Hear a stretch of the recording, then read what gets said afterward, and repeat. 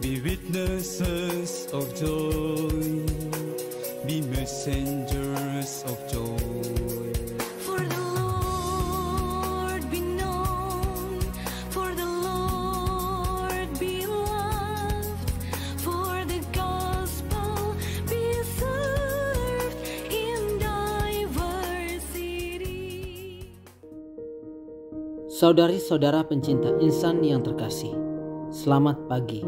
Selamat berjumpa lagi di hari ini, Rabu 8 Juni 2022. Berjumpa lagi dengan saya, Pater Christophorus Landur CMF.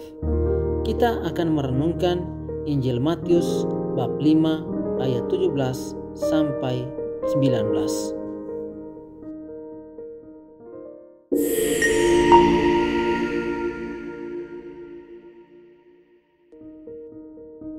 Saudari-saudara pencinta insan yang terkasih, Injil hari ini sangat singkat dan hanya terdiri dari 3 ayat saja.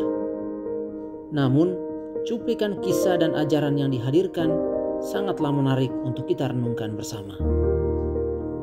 Cuplikan kisah Injil hari ini menampilkan ajaran Yesus kepada para muridnya yang dia sampaikan dalam khotbahnya di bukit.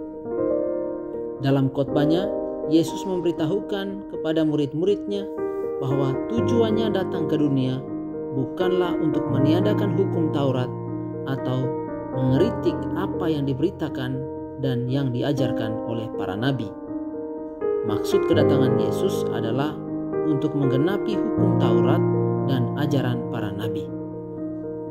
Selain itu, Yesus juga menekankan kepada para muridnya bahwa menaati dan mematuhi perintah hukum Taurat dan ajaran para nabi adalah penting.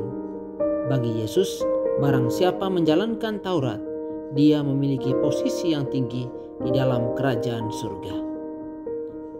Walaupun Yesus mengajarkan demikian, orang-orang Yahudi, secara khusus orang-orang Farisi, menganggap Yesus sebagai oknum yang sering melanggar hukum Taurat dan menista ajaran para nabi. Mereka sering mengkritik Yesus karena di mata mereka, Yesus tidak mengikuti dan tidak mematuhi hukum dan kebiasaan orang Yahudi.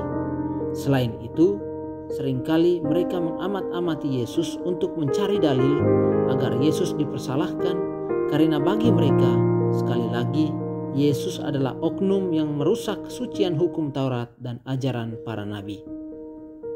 Sekalipun Yesus dianggap demikian, Yesus tetap hidup berdasarkan hukum tersebut.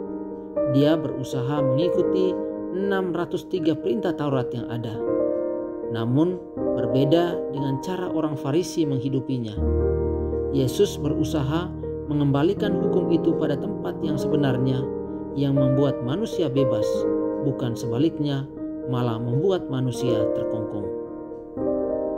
Bagi Yesus ada satu hukum yang menggenapi hukum Taurat dan ajaran para nabi, yakni hukum kasih. Yesus mengikuti sebagian besar hukum Taurat dan kebiasaan orang-orang Yahudi.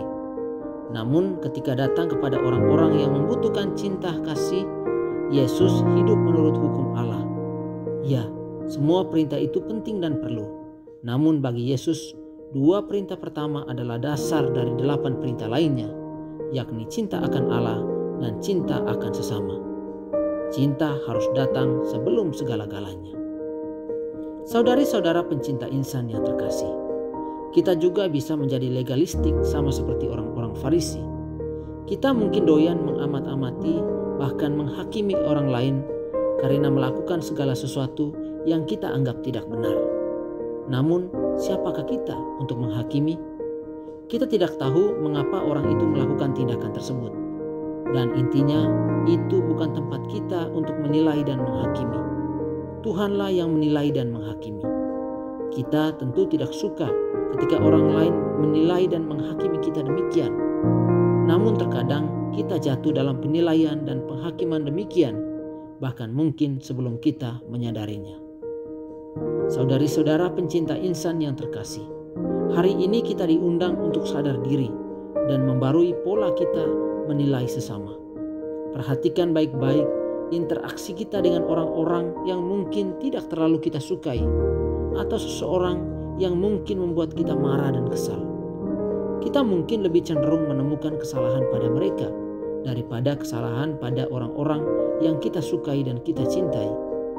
Kita tidak akan pernah sempurna dalam menaati dan mematuhi perintah-perintah dan aturan-aturan.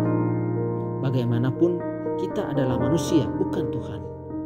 Namun, setiap hari, setiap jam, kita dapat berusaha untuk mencintai orang lain lebih penuh tanpa penghakiman. Ini semua yang Tuhan minta dari kita. Semoga Tuhan memberkati.